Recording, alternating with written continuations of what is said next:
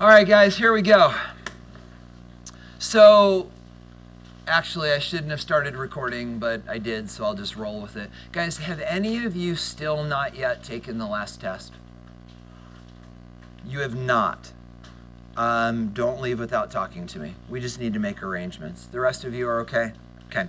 So, guys, with that said, I know you're getting settled. Go, if you want a title on your notes, the date today is the 30th.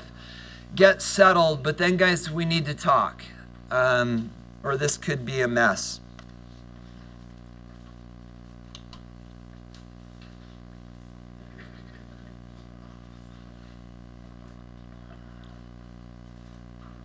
You guys okay? Okay. So, guys, over the months, amazingly, we're 7 months into the year. Guys, over the months, you may or may not be aware of this, but you've developed this subconscious pattern to the way this class goes, where you know that we do homework and then we grade it, and then if it's a day of lecture, what can you expect to be true of the material that we're about to cover? It's probably going to tie into the homework we just graded, right? Guys, this class is very sequential. The next day relies upon the previous day. That's why it's so important that you're here every day. You guys know this is one of those classes you can't afford to miss, because if you missed last time, you're going to be lost today. You know what I'm talking about? Guys, that is not the case today. So you've got to rejigger your brain, because as we get into this material, your brain is going to be trying to reach back into Wednesday and go make connections, make connections, make connections. And when those connections are not forming, you're going to go, wait, it's going to be like it could be panic. You're like, wait a second, these always connect and it doesn't connect. And do you guys know that there's actually a name for that connecting process? It's actually called the schema theory of learning. Actually, some groundbreaking research on this was done at the University of Utah. And what they found, and this is common sense, but what they found is students learn best when they have a skeleton of understanding upon which you can structure new learning. It's called schema theory. And guys, that's one of the ways that we structure this class. Have you ever noticed, how do I start every day of lecture? With review. Why do we always review first? Because that helps you pull your structure together so that when you're learning new stuff, you've got a skeleton that you can hang the new ideas on. Well, guys, today you're going to find you ain't got no skeletons. Guys, this material that you're going to learn today, I could have taught yesterday and you would have been just fine, because you don't need and you don't have any background in this. So now let me help you pull the thoughts together. So guys, what did we do on Wednesday? What were our big ideas? Acids, bases, and pH, right? Now today, guys, we're going to learn about something that stands completely on its own. Reaction rates. And you're going to find this interesting, and when I see you after spring break, we're going to do a lab that you're really going to enjoy. But guys, now you're thinking, wait, why are these separate? And the answer is next Thursday after spring break, because here's what's going to happen. Last time you learned acids and bases, today you're going to learn reaction rates. Tuesday we're going to reinforce it, and then Thursday we're going to take acids and bases and reaction rates and mush them together, and we're going to talk about something called equilibrium. So guys, this is not connected to acids and bases, but when we combine it with acids and bases, we're then going to talk about a brand new idea called equilibrium. So right now this stands on its own. On Thursday it's going to become a part of equilibrium. Do you get the idea? Okay, so guys, with that said, this is where we're just going to start right out of the chute, and we're going to talk about some definitions, and you need to scribble these down in your notes. So, guys, as we talk about reaction rate, there are some terms that you need to be familiar with. One of those terms is the word magnitude.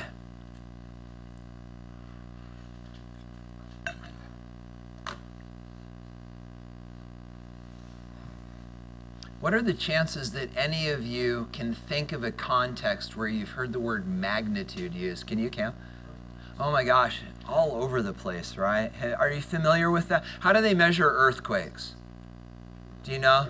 With what's called the Richter scale. And so guys, wow, tons of really devastating earthquakes in the last couple of years, right?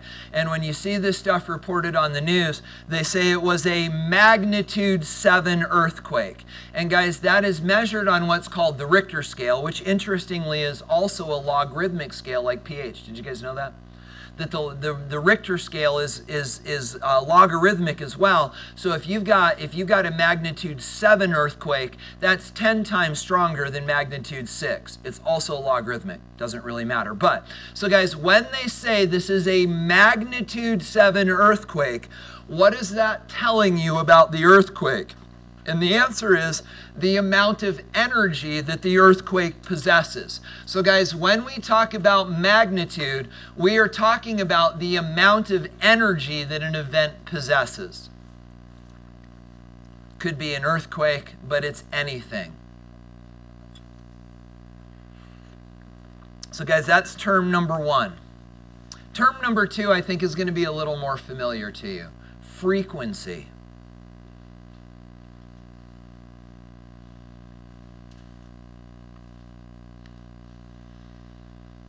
So guys, what do you know about an event if it happens frequently? It happens often, right? So guys, frequency refers to how often an event occurs. So magnitude is the amount of energy in an event. Frequency is how often that event occurs. Now guys, understand that these words are going to kind of get tucked in our pocket for a couple minutes, and then you're going to find out that these words are going to be central to the last 15 minutes of class today and central to the lab that we're doing on Tuesday. So these are important ideas that we're going to kind of keep and pull them out when we're ready to talk about them. But guys, as we bring these ideas to the front, what we need to realize is what we're doing this entire day is talking about reaction rates. So if we're going to talk about reaction rates, we should probably define it. So guys, reaction rate is defined as the speed at which a chemical reaction progresses. How fast does it go?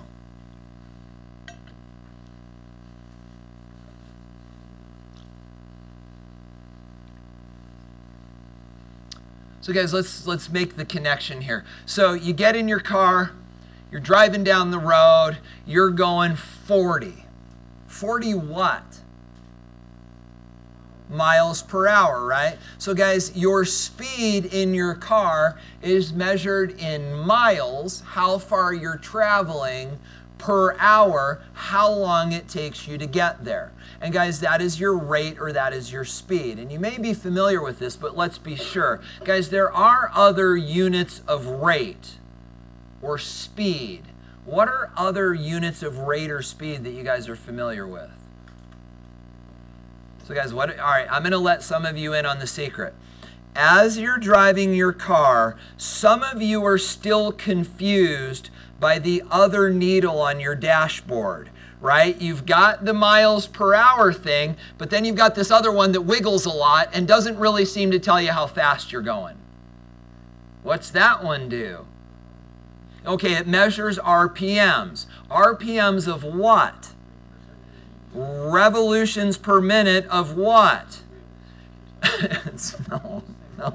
No, it kills me you guys don't know this. Guys, it's the speed at which your crankshaft is spinning inside your engine.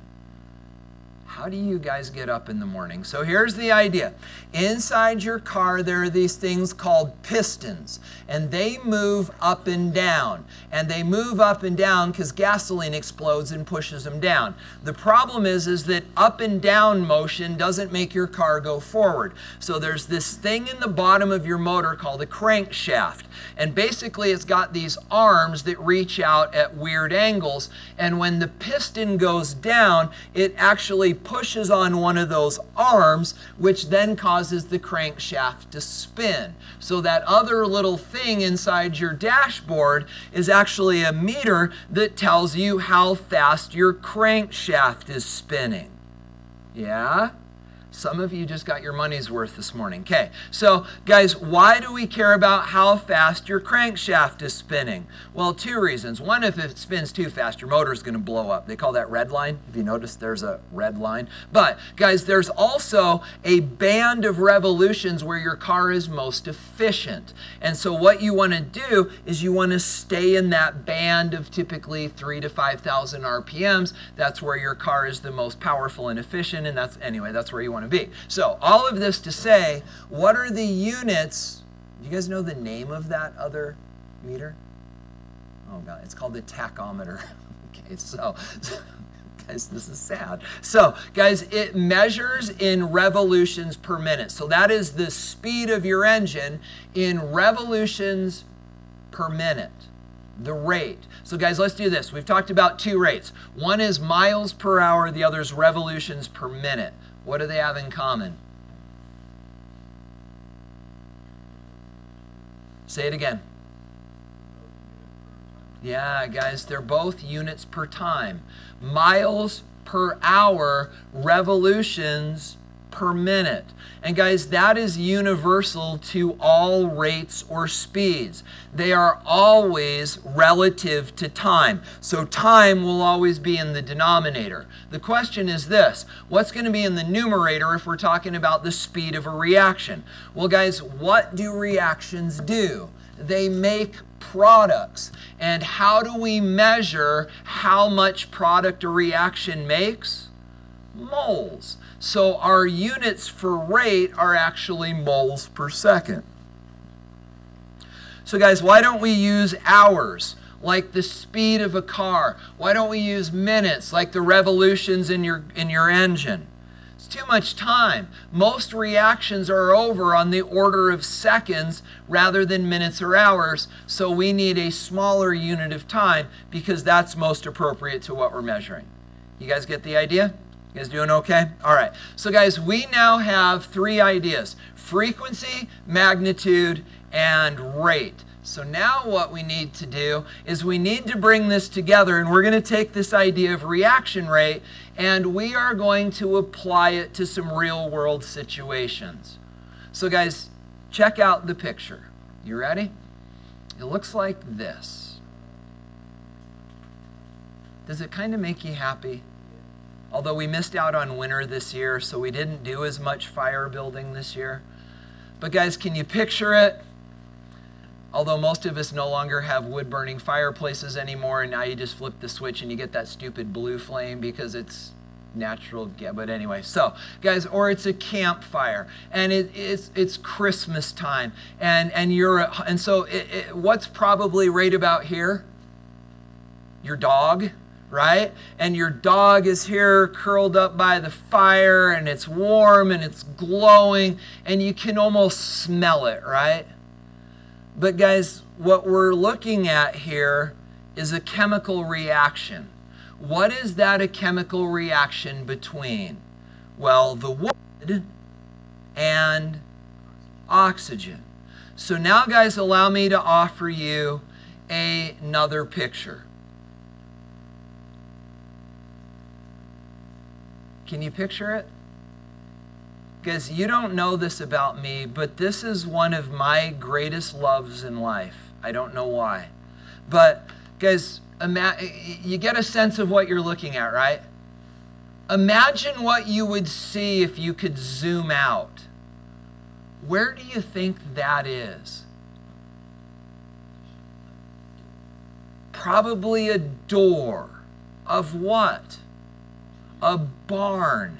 And can you picture that barn in the middle of like a little farm compound, in a farm that's no longer used anymore. Like, I don't know, and this is the part I love, driving down I-80 and actually mostly towards Wyoming, and you get up into the hills of Evanston and a little bit short of there, and there are all these old farmsteads, and there are these rundown homes, and there are these old barns. And guys, I love these things because I look at this and I just get excited about the families that probably live. I mean, can you picture this? I mean, this barn has been there for 150 years. And guys, 150 years ago, some family gathered around this barn. And this tells me that whoever built this barn took an amazing amount of pride in his work. And it probably was like a dad and his young boys. And they built this barn, and they're in the middle of nowhere. They're no longer along a freeway. They built this barn in the middle of nowhere. And there was that moment where they came together and they attached this door handle right to that door. And Dad even he probably made it himself, but guys, he took the time to not just put some stupid chunk of metal on the side of this barn, but he took the time to make something ornate and beautiful because he took so much pride in his work. And this was like their family starting over in the middle of this stuff just fires me up. I love this stuff. But guys, let's think about this rather as a historical element. Let's think about it as a chemistry reaction. Guys, what is that ring made of? Iron, right? It is an iron ring. But guys, what about this? Did that ring look like this 150 years ago when Dad stuck it to the door of the barn? No, what's it been doing ever since? Rusting. So now, guys, I've got a question for you. What does this reaction on the right have in common with this reaction on the left? They're both reactions with oxygen. Do you guys understand that? Guys, that burning is a reaction with oxygen. Rusting is also a reaction with oxygen. Now, guys, what I'm about to do is pose to you the question that we are going to answer the very last seconds of today. Talk to me about reaction rates. Guys, these are both reactions with oxygen, but do they move at the same rate? No, guys, do this. If you were to come back in the morning, imagine you dozed off, you went to bed, you come back down the next morning, what are you going to see in the fireplace? A bunch of ash, right? Guys, if you come back tomorrow and check out that ring, what are you going to see? It's going to look exactly the same, isn't it? But guys, is it really truly exactly the same? No, because if it was, it would still look like it did when it was first put in. So is it changing? Absolutely. But what's the difference? The rate. So guys, which of these reactions goes at a faster rate? And it's obvious, but let's say it. Which one goes at a faster rate? The burning. Here's the question. Why? Guys, they're both simply reactions with oxygen. So why does the burning of wood go so much faster than the rusting of iron? And guys, I love that you're thinking, hey, I'd like to take a swing at this. But guys, honestly, you don't know enough to guess. So what I want to do is this. I'm going to fill up your tool bag with all of the information that you need to know to answer the question. And guys, the very last thing we're going to do today is we're going to pull these slides back up and we're going to answer the question, why does wood react with oxygen so much faster than iron? You ready to go? Okay. So guys, in order to answer this question, what we have to do is talk about something called the collision theory of reaction rates. Write this down with me.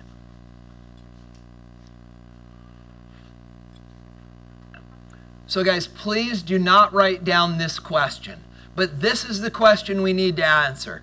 If we're going to figure out why iron rusts so much slower than wood burns, what we really need to know is what has to occur for a reaction to take place. Whether it's fast or whether it's slow, what has to happen in order for a reaction to take place? Because if we can figure that out, we can probably figure out why some go fast and some go slow.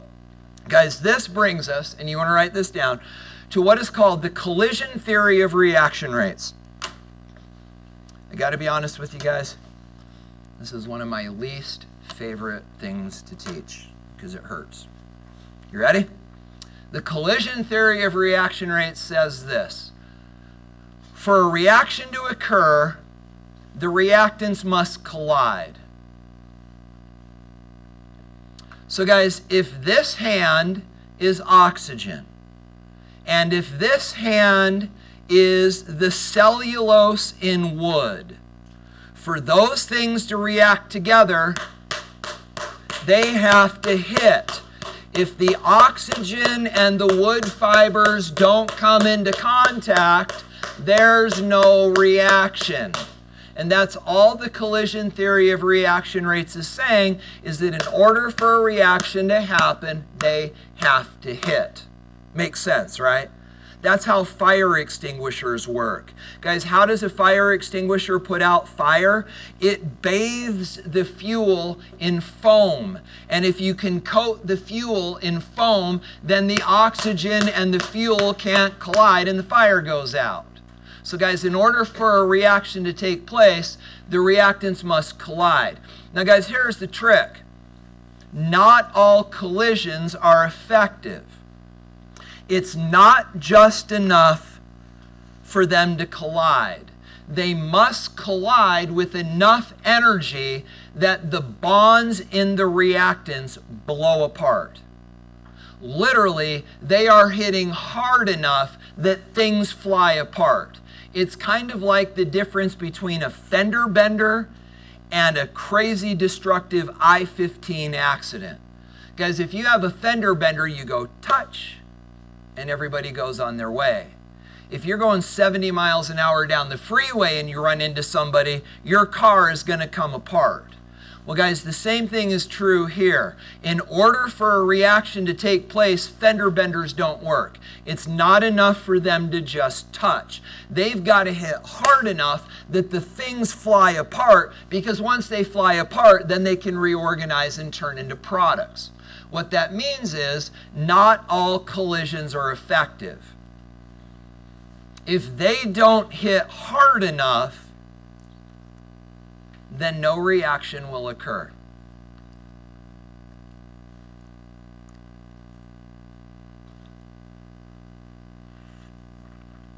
Go ahead.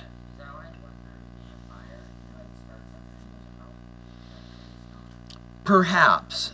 There can be several reasons why a fire would start and then go out. There's one more thing, David, we need to talk about, and then we can answer that question more carefully. So guys, here's what we're saying. What has to happen for a reaction to take place? The answer is the reactants have got to collide. But collisions are not enough. They have got to collide with enough energy that the reactants fly apart. If they just go touch, touch, touch, nothing's going to happen. They've got to go boom and blow up. And when they fall apart, then they can come back together and make reactants or make products. Do you get the idea? So guys, if that's the case, what is then kind of the obvious next question?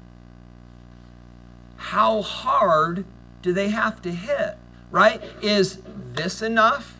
Is this enough? Is this enough? Or does it take this? How hard do they have to hit? And guys, there is an answer. You don't need to write it down. There's actually an answer to that question. How hard do they have to hit? The answer is activation energy. And you need to write this down as well. So guys, how hard do they have to hit? The answer, activation energy.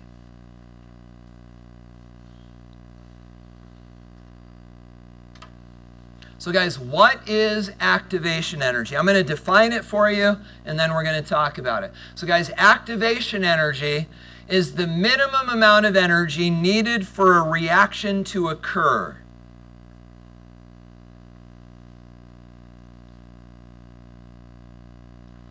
So guys, when we talk about activation energy, we are going to envision a hump that we've got to get over in order for reactants to turn into products. And then guys, the thought becomes this: the more collisions that can get over the hump, the faster the reaction goes.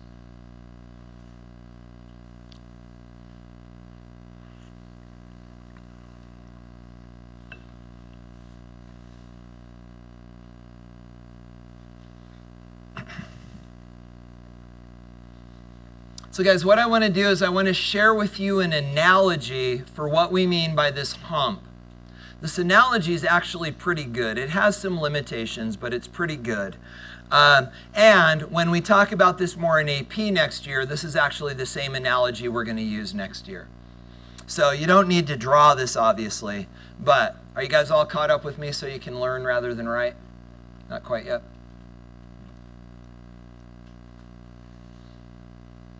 How about now? You guys okay? You're good? You're good? David's still chugging along. So guys, full disclosure. Cascade Putt Putt course.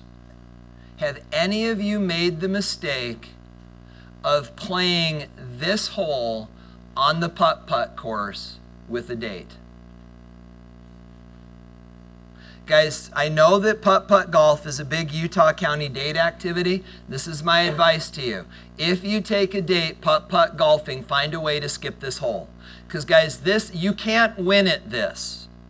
There's no way for you to look good in front of a girl playing this hole, right? However this goes down, you're going to look stupid. It's like eating fried chicken on a first date. You can't win, don't try, okay? So guys, have you played this hole? Do you know what I'm talking about? Have you played this hole at Cascade? I mean that seriously. Have you played this hole? Guys, my son played this hole and almost caused a car accident on 8th North. Let's talk about this thing. So guys, Putt Putt golf, right? Let's play the hole together. Go ahead. No, go that way. It'll be faster. So guys, it goes like this, right? So I'm going to play it backwards because it works better and I'm a left-handed golfer. But guys, you know the game, right? Have you seen these people? They step up here to play a hole at a putt-putt course, and down here's that stupid red mat, right? That rubber mat. What's in that mat? Holes. Why? As if it matters if you put your ball here or there. Why don't they just put one hole, right? It really doesn't matter. So you put your ball down, and then do you know this guy, the guy that actually thinks he's a golfer, and he gets up here and he's got his proper golf grip and he's all doing this, and anyway, so you get up here and you get all lined up and you're sort of playing the hole, and you get up here and you go tink, and you hit the ball, and what do you know is going to happen on this hole?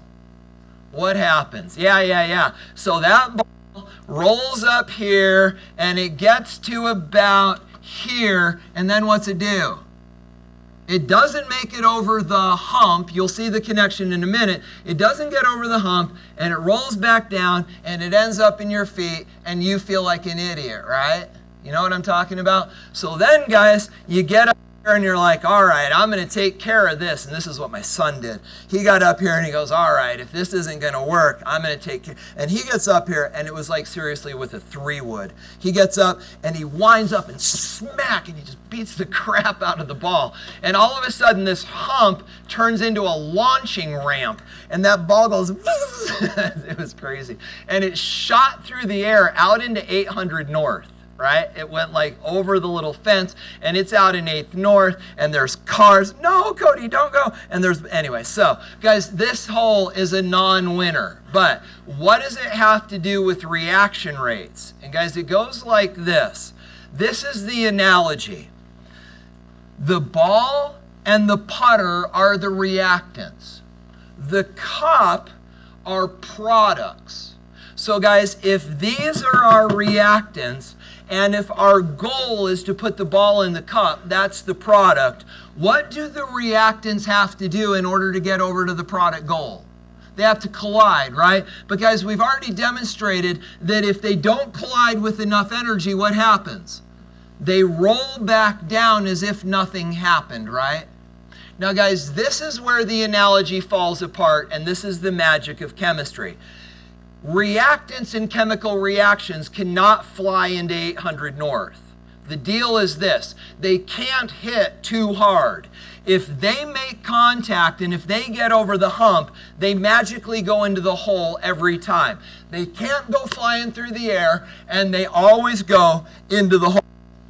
That's the place where the analogy breaks down. Now guys, imagine this. We're now talking about reaction rate. So again, my putter is one of the reactants, and the ball is, oh, and actually this is another place this breaks down. For this really to be good, when these collide, the putter would have to go flying out of your hand, and it would have to go into the hole as well. That's bad too. Okay, so guys, here we go. Imagine this. Imagine that I'm trying to get a bunch of balls in the hole, right? So I'm going to hit a ball, and now what do I know I have to do to hit this ball in order to get it in the hole? What do I have to do? Hit it hard, right? Because if I hit it soft, it's just going to come back. So guys, I've got to hit this ball hard with a lot of energy. What is the word that we use for an event that has a lot of energy? Magnitude. So guys, these collisions have got to have a lot of magnitude. But now guys, let's make this reaction go fast. We're going to put a bunch of balls in the hole. Ready? So here's what we're going to do. I'm going to get a bucket of balls. And the more balls I can get in that hole quicker, the faster the reaction goes. So I'm going to sit down a bunch of magnitude right in the hole. Then I'm going to stretch, get lined up, and I'm going to hit another ball right in the hole. That's not a very fast reaction, is it? So guys, what do I have to do to make this reaction go fast? It's not enough to just hit them hard. What do I have to do? Hit them often. What's the name for that? Frequency. So guys, what I'm going to do is I'm going to just start knocking the crap out of these balls, because the harder and the faster I can hit them, the faster they're going to go in the hole and the faster the reaction goes. Do you get the idea? Go ahead. Does the addition of like heat in the reaction? Ah, we're going to get there, because that actually fuels that. And we're going to talk about temperature in a minute. So guys, do you understand the analogy? Just trying to get balls in a hole, the harder and faster the reactants collide, the more of them that get over the hump and the more that get in the hole. You get the idea? Because guys, we don't draw it like that. We draw it like this. This is what this, and don't draw it, but guys, this is what this looks like to a chemist. The x-axis is time. The y-axis is energy. Here are our reactants, and here are our products. And guys, in order for reactants to turn into products, they've got to get over the hump. This is activation energy. So if they collide and they don't have enough energy to get over the hump, they go back down. But if they collide with enough energy to get to there, they roll naturally down to products and they go in the hole. Do you see how that relates to reactants and products in chemistry? So now guys, the question becomes this. How do we get more collisions to get over the hump? Guys, what can we do to these collisions to get more of them to go over the hump? What do we need to do? Two things. What do we need to do? Get them to hit harder, which we call what?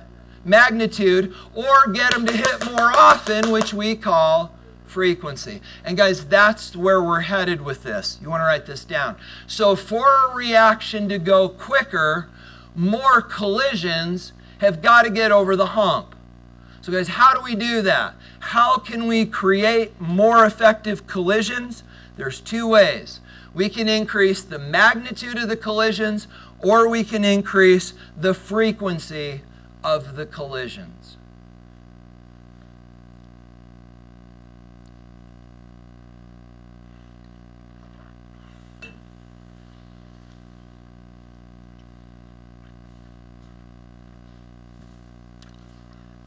Go ahead, Cam. So you said once it gets to the point of activation, it doesn't matter how far over that. Isn't that interesting? Yeah.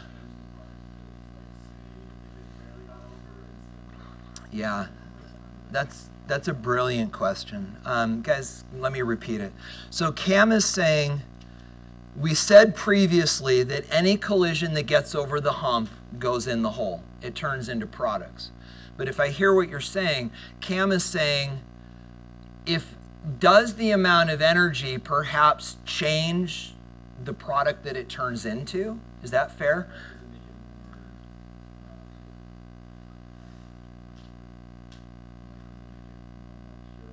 Yeah. And the answer is a lot of times yes. Because what will, and frankly, with the reactions that we do in a first-year chemistry class, no. The reactions that we do are so simple. They're going to go from one set of reactants to one set of products. But in the real world, there are lots of reactions that when they hit that apex of the activation energy hump, they can go in multiple directions and turn into different products. And it's one of the things that chemical engineers spend their life fine-tuning, is pushing things right to that apex and then getting them to follow the path to the product that their company can then package and sell at a profit. And so absolutely, you can get all sorts of different things that happen down the backside, and there's wonderful chemistry behind how you control those things. But for us, we're just going to say no, it always goes in the hole. You guys good? So guys, we've got one more question to answer. Do you see it? Here's what we've said. In order for a reaction to go faster, more of these collisions have got to get over the hump. We now know that we can get more collisions over the hump by making them hit harder or more often. What's the last question we need to ask? How do you do that?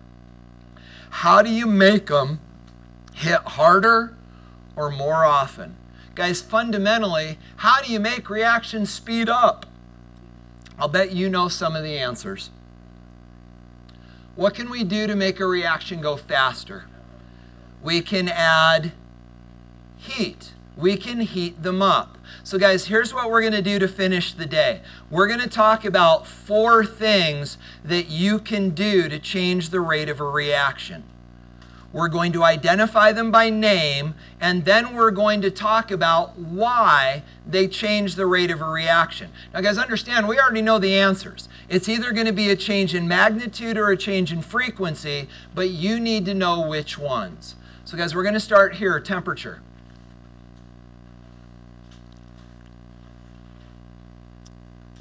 So how does temperature affect rate? And guys, I'm just going to give it to you.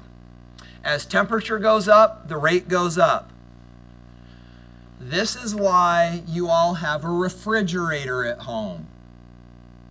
Because if increasing temperature makes the rate go up, what does decreasing temperature do?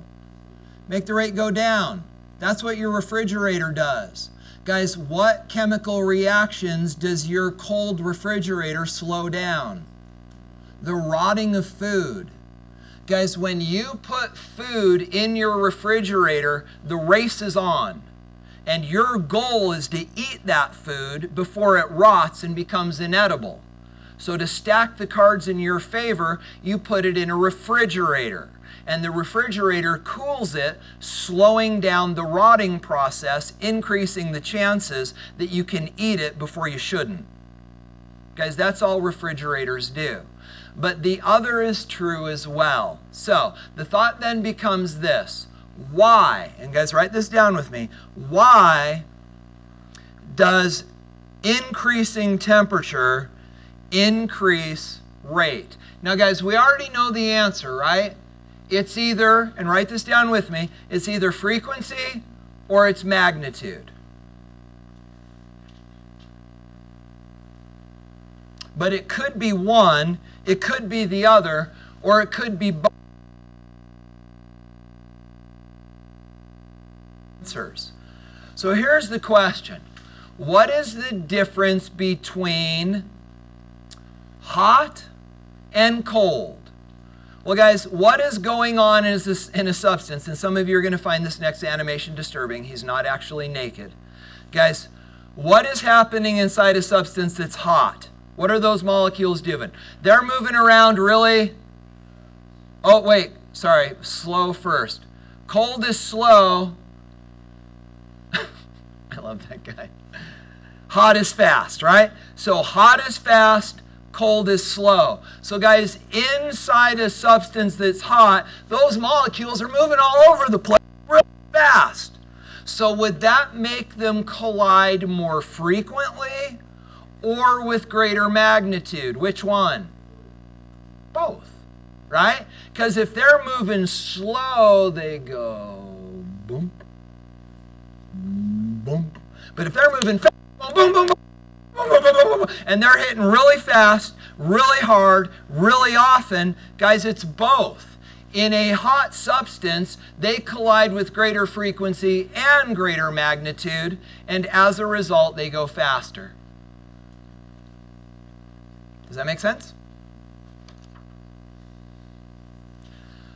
So guys, what are other ways that we can make reactions go faster?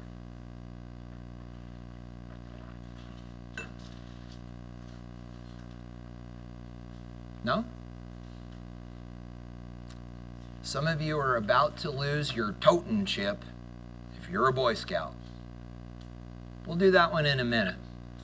Guys, what about this one? Concentration.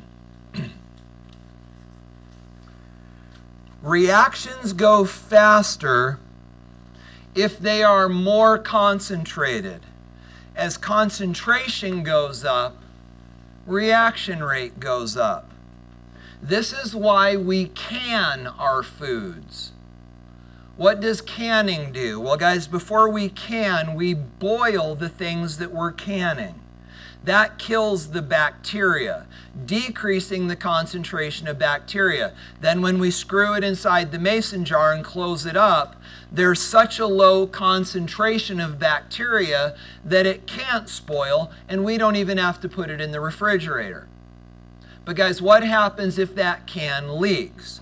Well, then the concentration of bacteria goes back up and the reaction speeds up and it spoils.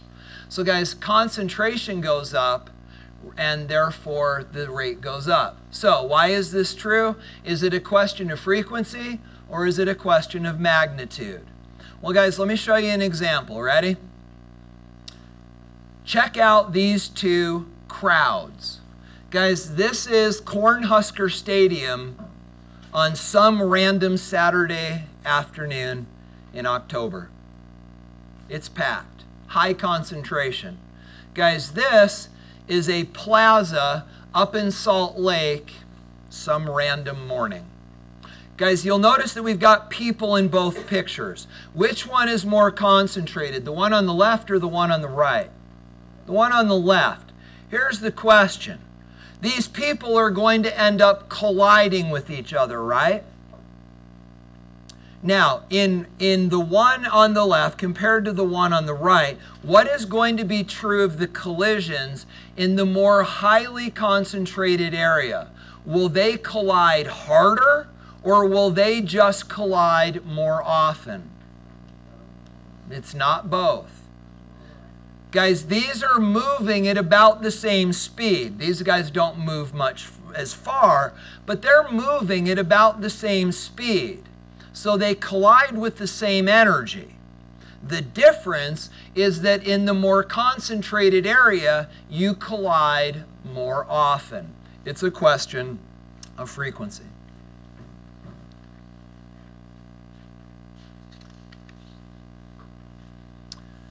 So now, guys, number 3. We've got temperature, we've got concentration. The third one, a little disappointed our Boy Scouts didn't come up with this, surface area.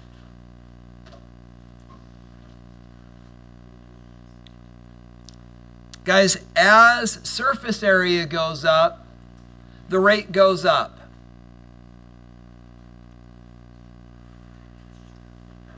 Again, the question is why, and the possible answers are frequency or magnitude.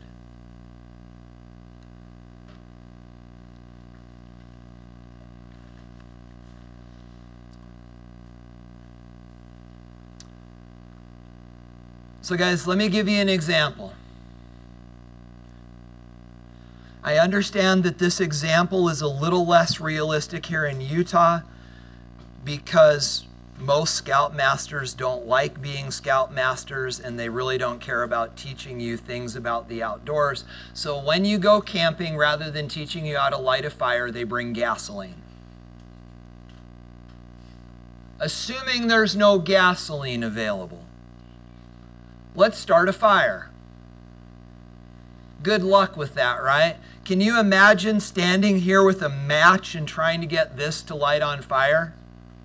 So guys, what do we do to something like this in order to turn it into something that we have a chance of lighting on fire without gas? What do you have to do? You got to turn it into this, right? What do we call this? Kindling. And how do you make kindling? Well, guys, what you do is you take a log and you take a hatchet and you split it. And when you split it, and then you split it, and then you split it, and then you split it, and then you split it, what happens to that log every time you split it? You're creating new surface area. Guys, imagine a cylindrical log. The surface area is only on the outside. When you split it then opens up and you're creating surface area that wasn't there before. And every time you split the log, you're creating new surface area. And if you're really good, you can get it fuzzy. And those fuzzy things have tons of surface area. Now you can get it to light. Why? What does that surface area buy you? More places where the oxygen can collide with the wood. Do you get it? So guys, when you've got a cylindrical log, the only place the oxygen and the wood come into contact is on the outside of the log. And that's not a lot of surface area. But when you split it, you create new surfaces, new opportunities for the reaction to take place. And as a result, you've got a better chance of getting them to burn. So guys, is that a question of the frequency or the magnitude of the collisions? Frequency. The oxygen can now collide more frequently with the wood. That's a frequency issue. All right, guys, so we've talked about 3. If you want a reaction to go faster, heat it up, grind it up, or get more of it, right? That's not the order we did them. Heat it up, get more of it, or grind it up. Those are our 3 options. But there's a 4th. And guys, this one is tricky. There's a 4th way that we can speed up a reaction. It is by the addition of what we call a catalyst. So guys, I'm going to flip the lights back on. You don't need to see pictures as much anymore. So guys, let me define it for you. A catalyst is a substance which increases the speed of a reaction without being consumed. It is not a reactant. It is not a product. It is a spectator. It doesn't get involved in the reaction. But guys, here's the thing that's really interesting. When a catalyst speeds up a reaction, it does not change the frequency or the magnitude of the collisions. And you're going, wait a minute. We just established that to make a reaction go faster, we've got to get those things to collide harder or more often. But guys, these don't do either.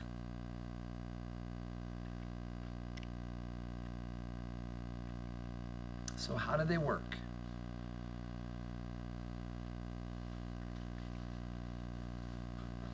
So these things speed up a reaction without getting the reactants to hit harder and without getting them to hit more frequently. So guys, think about this. So we understand there's the hump, right? And we still have to get over the hump. And here's what we've said. Good summary. Here's what we've said. To get over the hump, you either have to hit harder or you got to hit more often. Guys, what's the other thing we could do to get more collisions over the hump? Drop the hump, right? And guys, that's what catalysts do. Catalysts actually trick a reaction into going through a new pathway. And that pathway has a lower hump.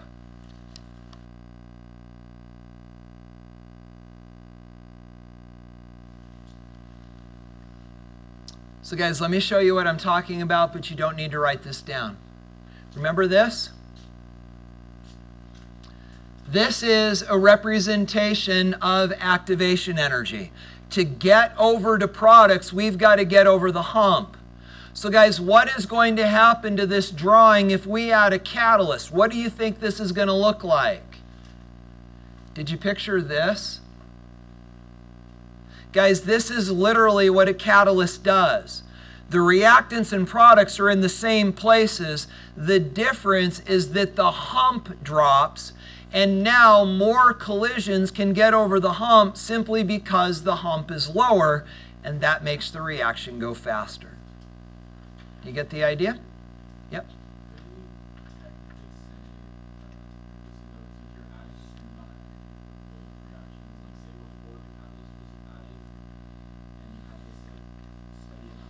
Mm-hmm.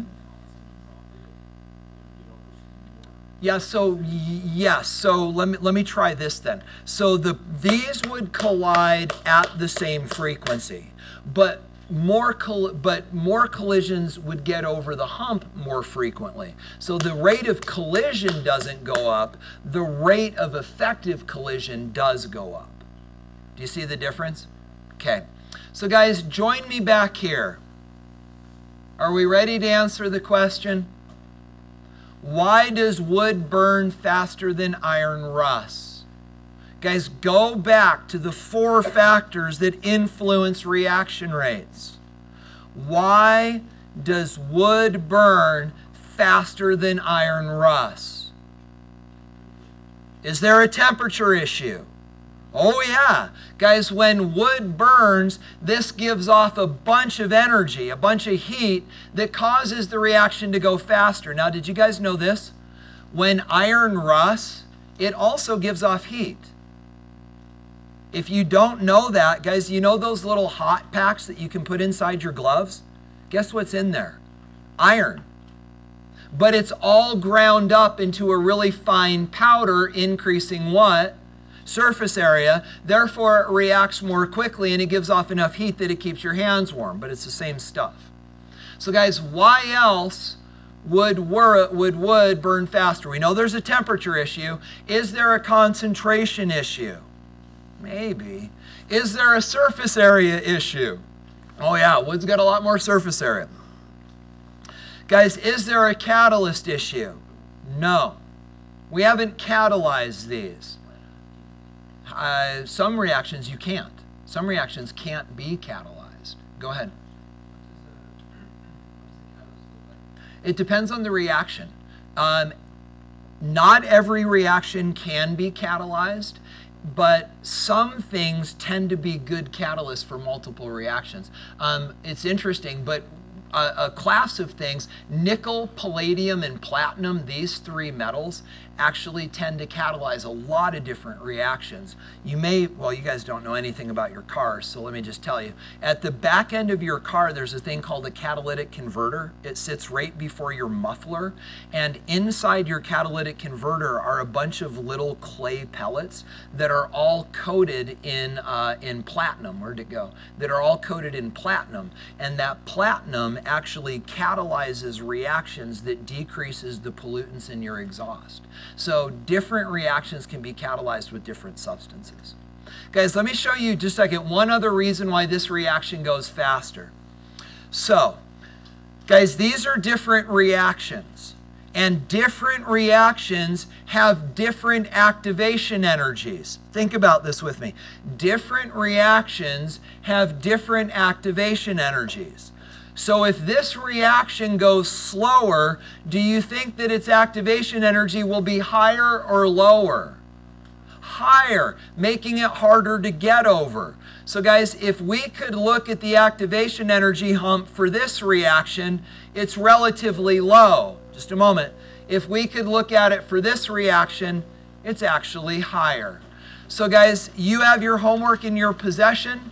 Have a wonderful spring break. Go to second period before the assembly. Connor, don't leave until we talk about the test. Have a good break, you guys.